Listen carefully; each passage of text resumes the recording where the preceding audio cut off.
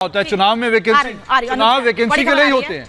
बड़ी खबर दिल्ली से बड़ी खबर है, जहां यूसीसी पर कांग्रेस की बैठक हुई है। खड़गे समेत कई कांग्रेस नेता इस बैठक में मौजूद रहे।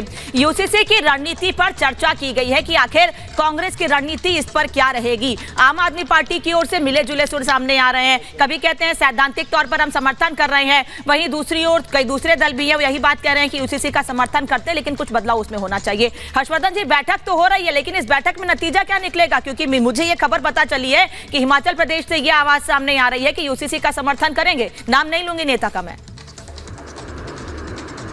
देखिए अनामिका, मुझे लगता है कि यूसीसी तो एक ऐसा मसला है जिसमें शायद ही कोई अभी जो पैनल पे भी बैठे हुए हैं, अगर आप इनसे कैमरा ऑफ करा दीजिए और पूछिए कि क्या दो लोगों के लिए अलग अलग कानून होना चाहिए, तो ये भी मानेंगे। लेकिन चूंकि इस देश में एक राजनीति चल रही है और विचित्र सी राजनीति है जो देश में देश के लोगों को, हिंदू मुसलमान को, लोगों को आपस में लड़ाने को, उसको ठीक मानती है, लेकिन एक देश में एक कानून हो उसको ठीक नहीं मानती। मुझे लगता है कि यूसीसी पर देश के भीतर माहौल बन चुका है हर पार्टी में, और कांग्रेस में तो इसको लेकर बहुत बड़ा वर्ग है जो ये मानता है कि शाह बानो जैसी गलती कांग्रेस पार्टी को नहीं करनी चाहिए।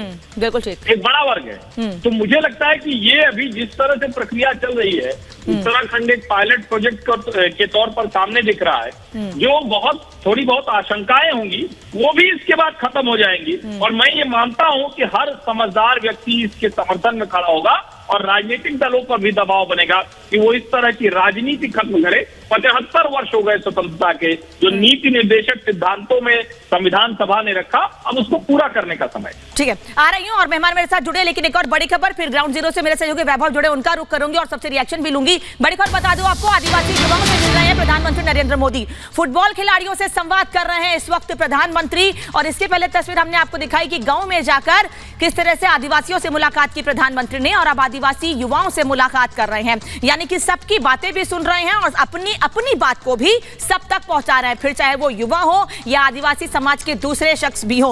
वैभव मेरे साथ जुड़े हैं ग्राउंड जीरो से, जहां पर प्रधानमंत्री मुलाकात कर रहे हैं इस वक्त सभी लोगों से। वैभव, सुबह प्रधानमंत्री ने आयुष्मान कार्ड बांटा, लोगों के चेहरे पर खुशी साफ देखी गई, और आज जब आदिवासियों के बीच अभी प्रधानमंत्री पहुंचे हुए हैं, उत्साह दोगुना हो गया लोगों का।